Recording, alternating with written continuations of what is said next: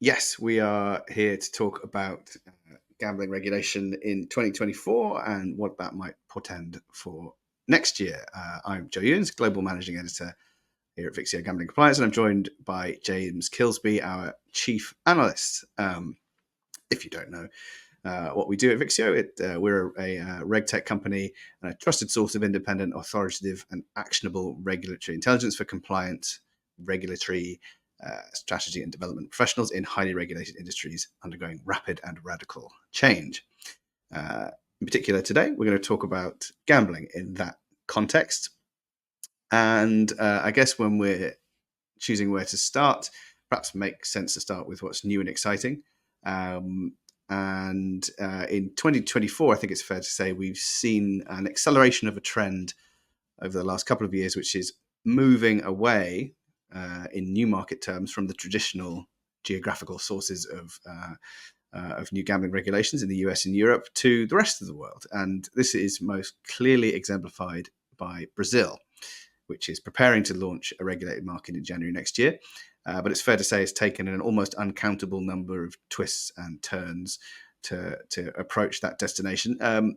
James, perhaps you can tell us why Brazil has proved to be such a complex market and how we anticipate this will evolve in 2025.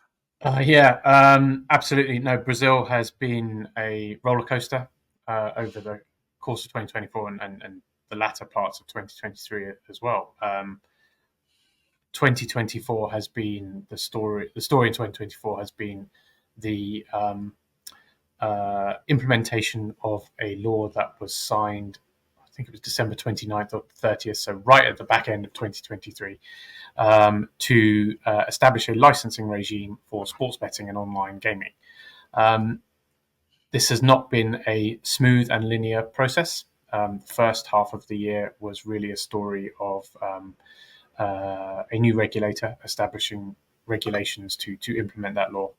And the second half of the year has really been a story of rising scrutiny and pushback in certain quarters of Brazilian business community, political circles, and media and other areas of society against the notion of regulating licensing online gambling.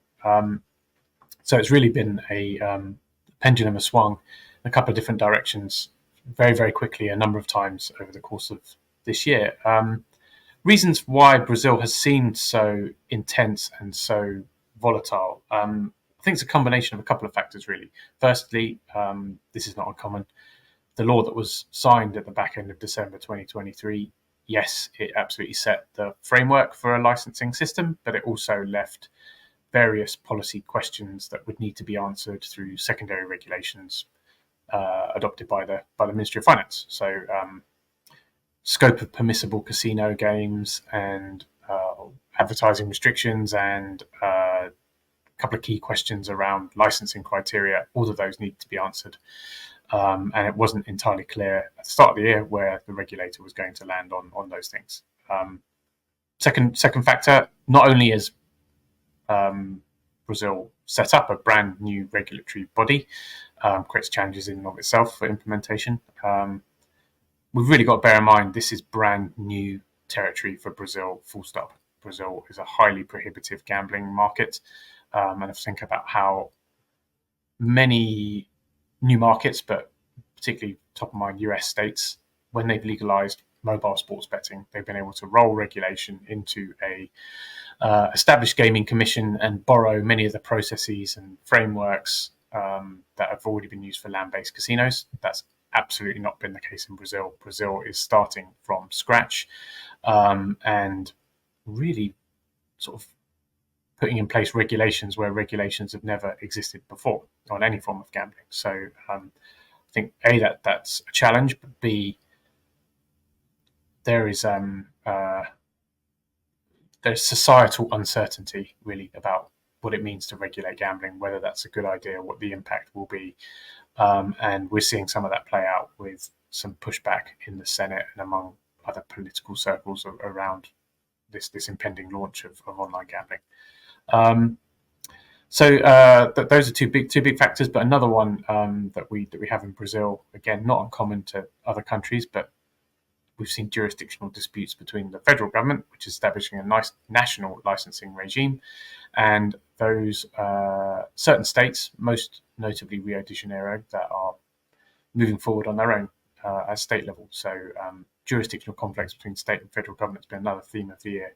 And you wrap kind of those three big themes together, that does explain some of the why Brazil has seemed like such a roller coaster. I don't anticipate that really the dynamic will be dramatically different in 2025. We still have high scrutiny as to the effectiveness of regulation. The regulator and the industry will be under pressure very, very quickly to show that regulation is a positive thing.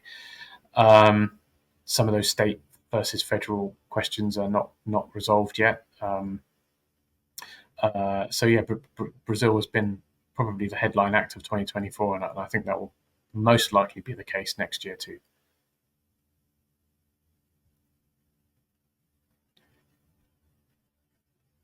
It's, of course, not just Brazil that occupies that status as a kind of wider world new market, not even alone within Latin America. In fact, there's places like Peru. Absolutely, yeah. Peru has had a breakout year in 2024, issuing licenses for sports betting and online gaming for the first time. And actually, when you think about the map in Latin America, as you fill in Peru, fill in Brazil, I think that kind of we've had the impression that Latin America is an emerging market for online gambling. Actually, it's emerged, frankly, by the time we fill in those two countries. Then even aside that, I think your point around the trend of online gambling regulation spreading beyond that kind of North American Euro-centric core is very apt. New Zealand this year announced its plan to issue licenses for online casino games. We'll learn more about that in 2025. Another signature market to watch is the UAE.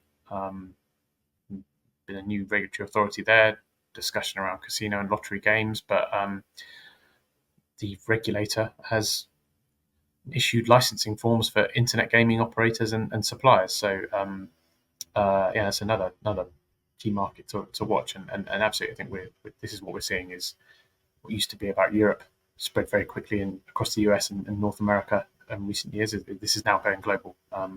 And it wasn't lost on us at Vixio. Per our data, we've also observed that both South Africa and the Philippines have broken into top 10 global regulated online gambling markets in 2024. We will see Brazil absolutely join them, all things being equal, in 2025 or soon thereafter, and keep rising. So yeah, this is a very much globalized industry now. Having said all that, the rest of the world hasn't had a monopoly on new market opportunity, and we have seen in 2024 developments in Europe as well, right? I guess you speak to those. Ireland and Finland are two that have come to mind. Yeah, definitely. Ireland and Finland, probably the most exciting new market opportunities that have emerged over the last 12 months in Europe. Ireland's been a long story, stop-start. There's been a version of a new gambling act going back at least as far as 2013 to replace quite archaic legislation that doesn't really interface very well with the new world of online gambling. But we now have a law that's been passed finally. The regulator is establishing itself, so you'd expect licenses to be issued in the near future. But timeline there is a little bit uncertain. The regulator is still sort of staffing up, deciding what order it wants to do things. There's sort of some unanswered questions around the regulations. So certainly sort of expect that to be the story of the first half of 2025 in Ireland, really nailing down the specifics of what this new market's going to look like, but certainly a very exciting one. Finland, for a long time, looked like it was going to be a monopoly market, state monopoly controlled for a long time, but that all changed when Veikkaus, the state-owned operator there, announced it was in favour of changing the regulations, owing to losing market share to the grey market. And this year we've seen the government push forward with that project, issuing a couple of drafts of legislation, a second draft in November, which is expected to be pretty much the final one. Industry seems fairly happy with that draft, reasonable tax rate and so forth, with a few wrinkles. One being a lack of affiliate marketing. It's explicitly the intent of the government to ban traditional affiliate marketing, certainly in particular, kind of pay per customer agreements that are the kind of the underpinning of how affiliates tend to work with operators. Also, no acquisition bonuses of any kind will be allowed. You can offer retention bonuses in the Finnish market, but with fairly strict conditions. So as we look forward to next year, that's going to be about refining a few of the kind of finer details of how the market will look like, and the industry preparing for licensing. The government says it wants to launch the market in summer of 2026. We don't know exactly yet when it will open for license applications. It has said that it would be at the start of 26, but they then move the market opening forward 6 months. So we'll have to see whether they open the window any earlier. So next year you expect it to be about companies deciding whether that's the market they want to enter. From 2028, suppliers will also need a license in Finland, and they also need a license in Ireland, as it happens. So we'll talk a bit more about this later, but that exemplifies something of a growing trend. Great, and I guess to my rounding off that theme,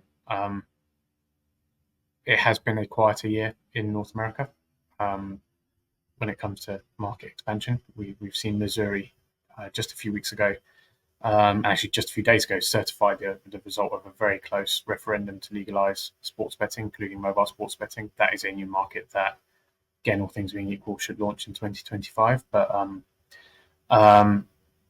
it is a different environment in North America as opposed to years past, when half dozen or more states may legalize sports betting. We've seen significant new iGaming markets in Ontario and Michigan, etc. The North American market is a different, moving at a different pace in terms of expansion. In 2024, the signs were there for this in 2023, that's for sure. But as compared to the first few years after the Supreme Court ruling on sports betting, I don't think we're not anticipating anything different in 2025. Vixio has just published a outlook report for 2025 for both sports betting and iGaming, and Minnesota has a decent chance of legalizing sports wagering. iGaming is going to be tough going in new markets. I think sports betting has expanded quickly, and I think it's 38, 39 now, with Missouri states have already authorized. So those 11 that are still left, generally speaking, have fundamental obstacles or other reasons why they haven't legalized sports betting yet. So always going to be more difficult. And then on iGaming, the trend I think that really springs to my mind is Michigan and New Jersey and Pennsylvania are massive markets on a global scale now.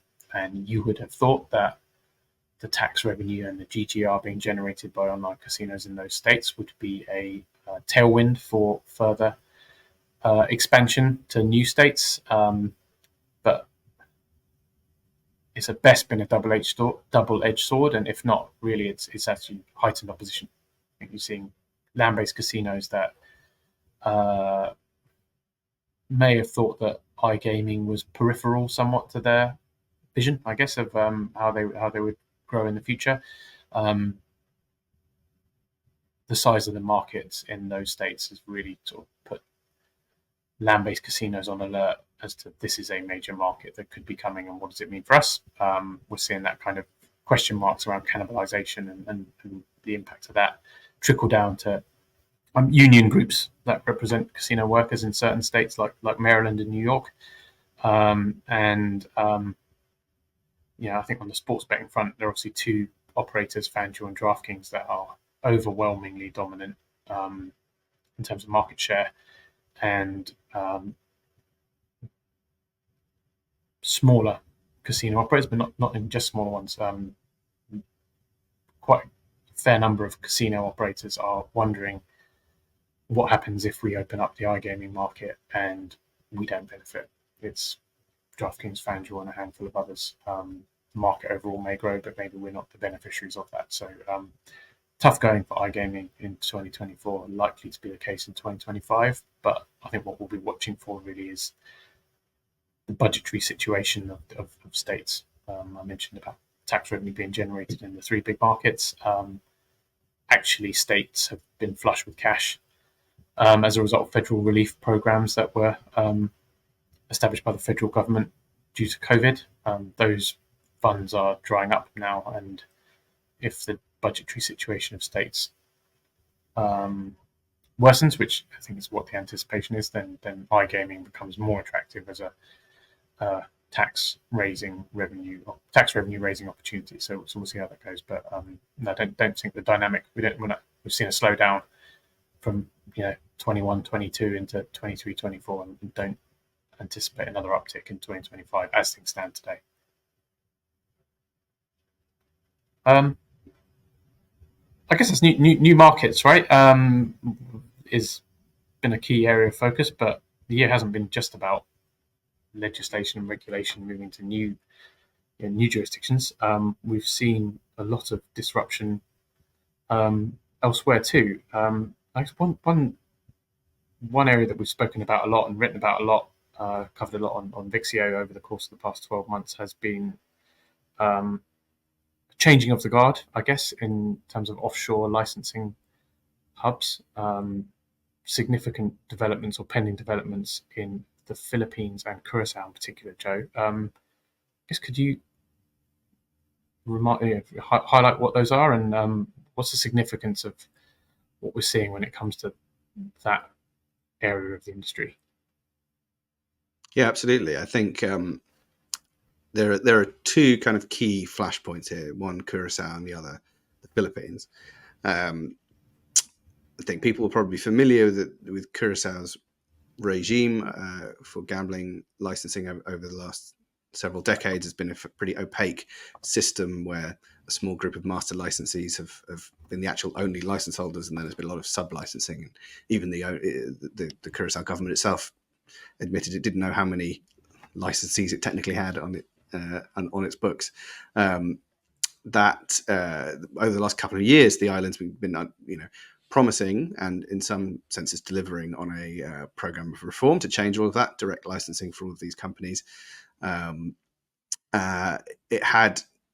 This year's been pretty quiet on the legislation front. There was a bill. We were told it was going to happen, way back at the start of 23. But sources in Curacao have told us that the bill has moved to its final stage before it gets voted on in Parliament.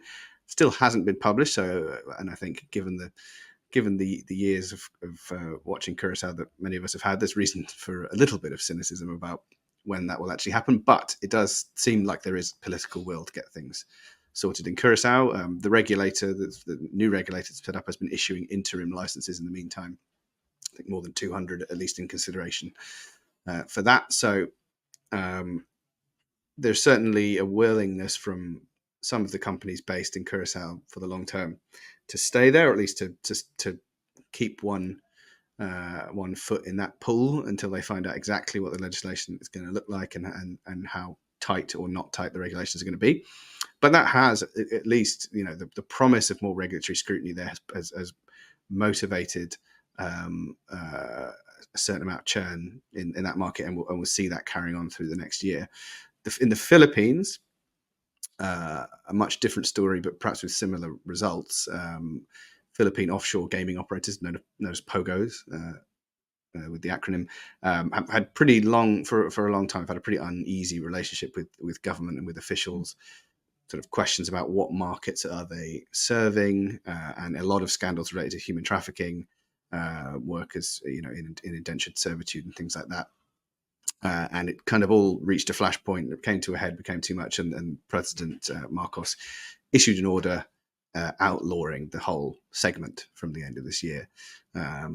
So there are questions about, will companies go fully underground? What will happen to supplies in that market? Lots of things that are still uncertain, but you can't get away from the fact that there are a lot of companies based in the Philippines that service other markets offshore that are looking for a new home.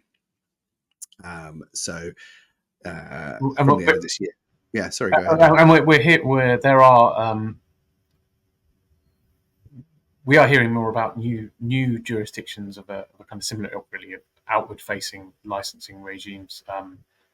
Anjouan and Tubik First Nation in Canada, and East Timor and Vanuatu. Not frankly not necessarily places that you would be able to point to on a map. But do you think that there are the sort of the growing profile of those kind of jurisdictions? Is that really a result of the changes in Curacao, maybe the Philippines as well? And is that something that we're also anticipating to continue? Yeah, I think absolutely. It's a direct result. I mean, we've seen some of these jurisdictions popping up at industry trade shows, obviously trying to attract business. It's not a coincidence, I don't think, that at a moment of turmoil for offshore markets, you're looking at other countries promising low tax rates, easy access to licenses, and fairly low oversight. I mean, just in recent days, we've seen there's a fairly high profile case going on in Curacao, and the operator there has ditched Curacao and gone over to Anjouan. So it's happening, and you'd expect it to continue to happen through next year. I think if we turn back to the US for a second and think about disruption, there really is only one thing that's causing most of the disruption, and that's sweepstakes. Explain, if you could, what's been, as briefly as you can, what's been going on with sweepstakes this year, and how that kind of battle is looking like it will play out next year. Yeah, so you're absolutely right. Actually, online sweepstakes platforms are actually not new. They didn't emerge for the first time in 2024. It was 3 or 4 years ago, probably, that I personally really took me back that sweepstakes casino operators like Chumba Casinos is perhaps the most prominent one, were advertising as prominently, if not even more prominently, than the likes of FanDuel and DraftKings, but on affiliate platforms in the US, and that really made me think there was something going on here that was very material. But it has taken to 2024, so a year or two at least, for fair to say, sweepstakes casino platforms to really get on the radar of the industry and potentially regulators as well.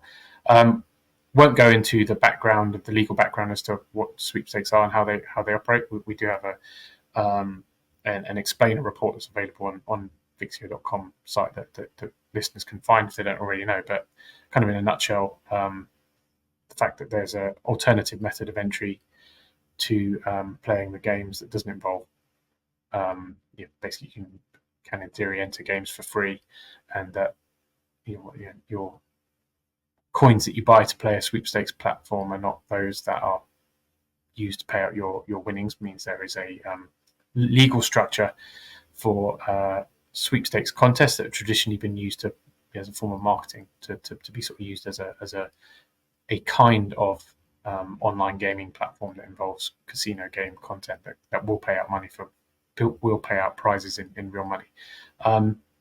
These are not new. They have absolutely come onto the radar screens more in 2024 than they did prior to that. I think, frankly, just the growth of the segment has led to this point. But also, I think it's fair to say that the slowdown, if not stalling, of expansion of full-fledged online casino iGaming to new states also means that stakeholders that are kind of marked their territory and looking to benefit from expansion of iGaming in the future, they see a real threat that sweepstakes can get to will grow and will sort of supplant that market by getting there first. So that's part of the reason why is the slowdown in iGaming. We have seen some state regulators take action against sweepstakes platforms. Connecticut and Michigan are those that we know about. It is possible that there is other activity that has gone on, hasn't reached the public domain yet. And we are seeing litigation started against sweepstakes platforms by plaintiffs launching civil lawsuits seeking damages for monies lost playing these games and alleging that they are illegal gambling operations. Therefore, should not have been, players should not have been losing money to them. We anticipate this is only going to escalate through 2025 and could definitely see action on at least three fronts. One, continuation of litigation brought by plaintiffs against sweepstakes platforms. That's been picking up and probably will continue to pick up. Secondly, it's absolutely possible that we'll see more cease and desist or other types of enforcement activity taken by state gaming regulators as this issue's got a higher profile. Again, I mentioned that Michigan and Connecticut are two states that have done this before, and we'll see if other state regulators do the same. Then another question really is whether state legislatures, so lawmakers that houses and senates of different states, will they look to advance bills that tighten laws on sweepstakes or gaming in their states in order to prohibit online sweepstakes contests being offered.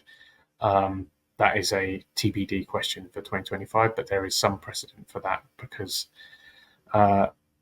sweepstakes cafes, basically pop-up internet cafes that offered gaming machines with a somewhat comparable legal structure around them than what we're talking about here.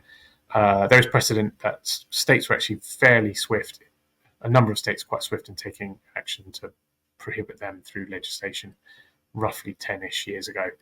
So we'll see if the same thing transpires, but it's definitely a not new, growing a higher profile, and that profile has brought enhanced regulatory scrutiny that was built up through the course of 2024 and would absolutely bleed over to 2025. So we've spoken about new markets. We've highlighted a couple of areas of disruption. I do think sort of something you kind of could say every year, but it doesn't nonetheless make it true that we've seen new areas of complexity when it comes to compliance in 2024. And yeah, that's absolutely been the case this year.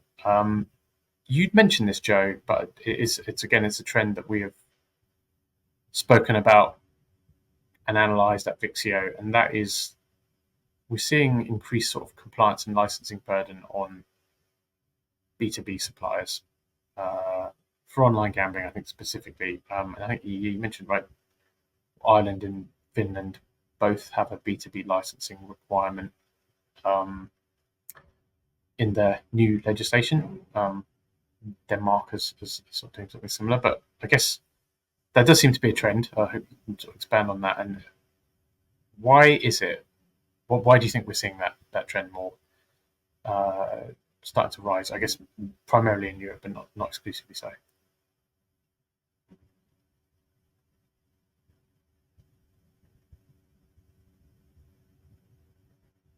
Yeah, I think it's definitely something that we've seen more of this year and would expect to see more of next year. As you rightly said, Ireland and Finland, two of the examples of moving forward. With that, we've got Denmark from the start of next year coming online as another jurisdiction that where you need to get a license. We've seen things like in Romania, demands for more disclosure of suppliers, and that I think it gives away one of the kind of key answers to the second part of the question, why this is happening.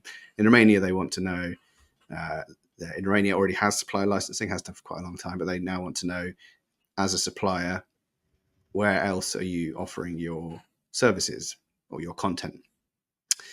And if you're doing it to operators that are not licensed in Romania, can you guarantee that those same operators aren't illegally supplying the Romanian market?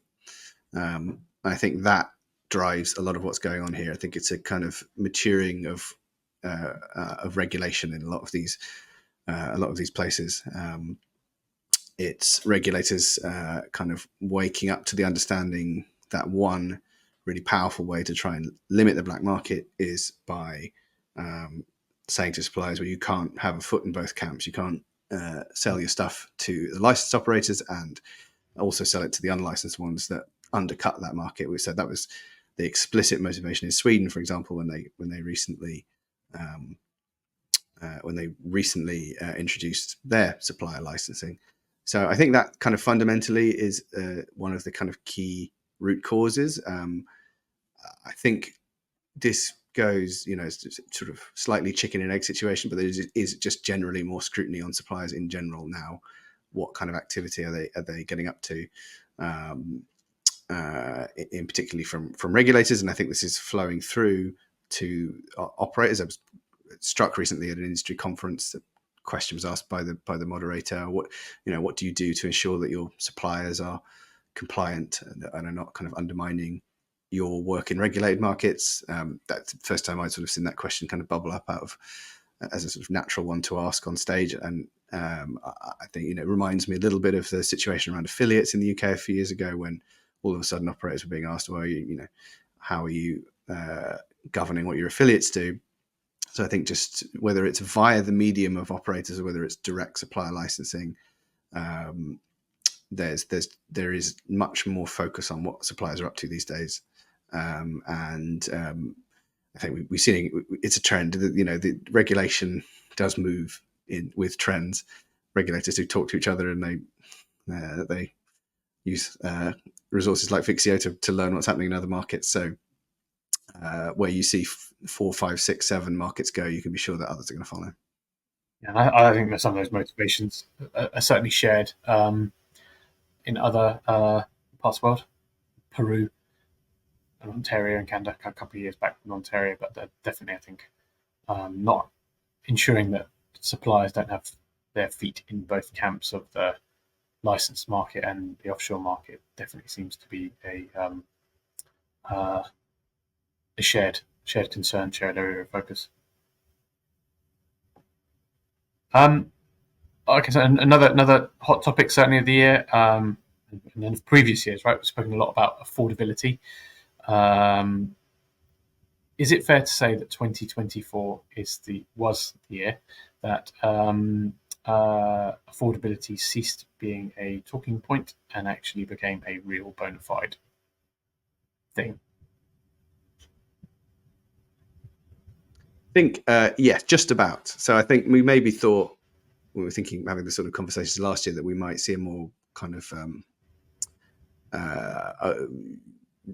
overall a broader take up of affordability around the world and around Europe. Obviously, I'm familiar with the UK. It's dominated the debate around gambling regulation for the last couple of years. But we have seen in some forms it come into effect this year. So light touch changes in affordability introduced in the UK, and much more controversial affordability as part of a broader financial risk assessment project is currently being piloted. You would put money on that coming into effect at some point next year, although in what form we shall wait and see. But in the Netherlands, we have an actual kind of proper affordability regime in effect. So from late this year, they introduced new deposit limits, but those can be shifted if the operator can satisfy themselves that the player can afford their gambling. So I'd say, yeah, when we're thinking about how this bleeds into next year, obviously there'll be a lot of focus on the Dutch example to work out, is this working? Is it not? It's slightly complicated by the fact that taxes have gone up quite a lot in the Netherlands, so you can't probably just look at raw revenue numbers to work out what the effect is. And then all eyes will turn to the UK to figure out what are they going to do, and then is it effective? Does it drive people to the black market in the way that certainly segments of the industry have argued that it will? Does it prove politically complicated in any way? That we have seen concerns around privacy, and it offends certain kind of people's political sensibilities, being told what you can and can't do with your money. So I think there'll be a lot of focus on that as well. I mean, is there anything akin to the debate we've seen around affordability in Europe, in the US? It's not as advanced by any stretch of the imagination, but we are seeing some signs of some of the same questions that sort of led to affordability frameworks in the UK and in the Netherlands. Some of those same questions are starting to be asked. Two bills, well, identical bills, introduced in the US House and US Senate in, I think it was September, but federal bills that would establish quite draconian restrictions on sports betting. Those would impose formal affordability requirements on operators. I don't think that there is in any way an expectation for those proposals to actually be passed, assuming they're reintroduced in 2025. But nonetheless, I think it points to kind of the start of a conversation around this area. There's states like Minnesota, somewhere I mentioned earlier, having a degree, and not necessarily affordability, but looking at things around deposit limits, not necessarily dollar amount deposit limits, but we could see bills that restrict the number of deposits that are allowed in a day, or impose a delay between depositing of funds and playing funds, something Minnesota's looked at. So there are some similar start of a conversation around there, but nothing concrete in terms of policy at this stage. This has been an area of discussion in Brazil. Brazil's regulations do not impose a direct affordability review on gamblers at this stage, but it's a live question how to prevent players from spending beyond their means. Is kind of really a shared policy concern globally across all regulators. But it'd be interesting to see Brazil via sort of a government working group or via a Senate investigation that's ongoing. Do we see something new and or in this related area put on the table in Brazil in 2025? That is absolutely a question too. Thanks. And I guess we should talk about, it's a perennial topic we talk about every single year, but that's because it remains relevant. Advertising of gambling, Yeah, always controversial, and always comes hand in hand with new markets. I mean, what's your sense of the story of 2024 on advertising? I'd actually say the advertising story is rather similar to where we started, about talking around spreading of a body of kind of regulation on online gambling to beyond it. Sort of started in Europe and spreading outside of that. We started initially speaking about that in the context of kind of licensing and regulation, full stop. I think we're absolutely seeing a spread of restrictions and regulatory concern around advertising outside of Europe to less mature or other markets in different parts of the world. That's definitely something we've seen. Notwithstanding the fact that this is still a live conversation in Europe. Is it Bulgaria and maybe Lithuania have enacted advertising bans this year? But we think about this, Australia, which we should not suggest is not a mature market. It absolutely is comparably mature to Europe when it comes to sports betting, that's for sure. The federal government in Australia is coming under intensified pressure to act on advertising at a national level. There was a parliamentary report issued, I think, in mid-2023 that called for a phasing out of all gambling advertising over a 3-year period.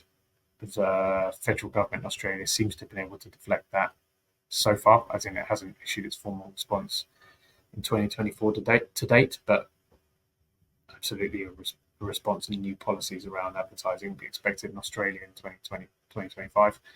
you and I and through Vixio, we've spoken many times about how influential we see Australia as a regulatory system as a whole.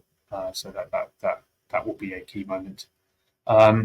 Argentina, the lower house of Argentina's Congress 2 or 3 weeks ago approved a bill to essentially ban advertising in online gambling. There are a couple of key steps before that becomes a reality.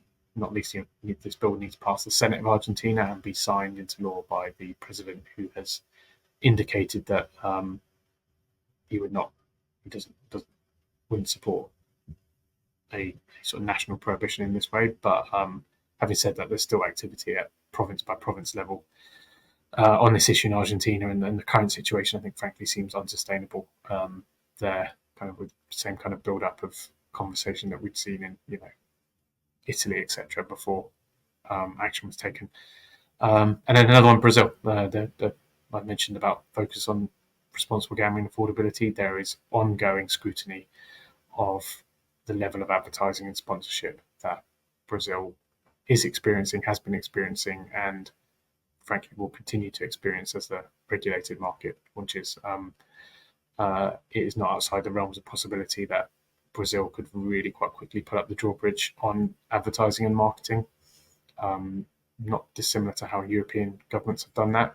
Just they may move more in a matter of months than years to restrict advertising after that initial liberalisation. Let's see.